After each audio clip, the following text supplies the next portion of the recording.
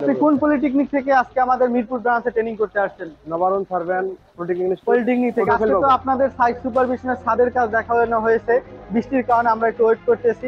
আপনি কি মনে করতেন আসার পরে কতটুকু শিখতে পেরেছেন এবং যদি বলতেন একটু? আমরা শুধু আগে ছাদ সম্পর্কে হালকা ধারণা নিচ্ছি, বা ওরকম প্র্যাকটিক্যাল দেখি নাই, হ্যাঁ। বাস্তবে দেখি নাই। তো আজকে দেখলাম, ওটা অভিজ্ঞতা হলো, বা কোনটা কি এরাও চিনলাম।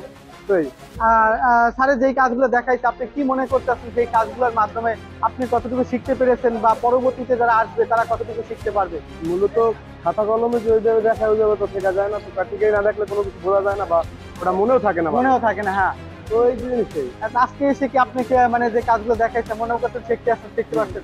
আজকে যেটা দেখছি, আশা করি এটা সবসময় মনে থাকবে, বা এটা সবসময় এটা। আপনি কি মনে করেন পরবর্তীতে আপনার নবারুণ সার্ভে পলিটেকনিক থেকে যে স্টুডেন্ট আসে তারা কতদূর শিখতে পারবে? এবং আপনি তো অটোক্যাডে রেগুলার ক্লাসটা করতে আসছেন, কিরকম পাচ্ছেন আমাদের সার্ভিস? তো আসলে শুধু হবে না, আসছে তো ঠিকই, কিন্তু রেগুলার ক্লাস করা লাগবে, আর মূলত নিজের নিতে হবে, আগ্রহ থাকতে হবে। আগ্রহ থাকলে শেখা যাবে, কারণ যথেষ্ট পরিমাণ শেখানো হয় এবং যথেষ্ট পরিমাণ কাজ শেখানো হয়। স্যাররা ভালোভাবে বুঝাইতেছে, সাইডেও নেওয়া হইতেছে। তো আপনি নিজের আগ্রহ থাকতে হবে। স্যাটিসফাই কাজ শিখে? আপনারা তো শুনলেন যে আমাদের স্টুডেন্টের কাছ থেকে তারা কতটুকু শিখতে পারছে। আমাদের স্যার বৃষ্টি নামতেছে আমাদের পরিবেশে, তো সেই ক্ষেত্রে স্যার আবার পার্সোনাল ছাত্রদেরকে বুঝাই দিচ্ছে, স্যারের কাছ থেকে শিখে নিচ্ছে।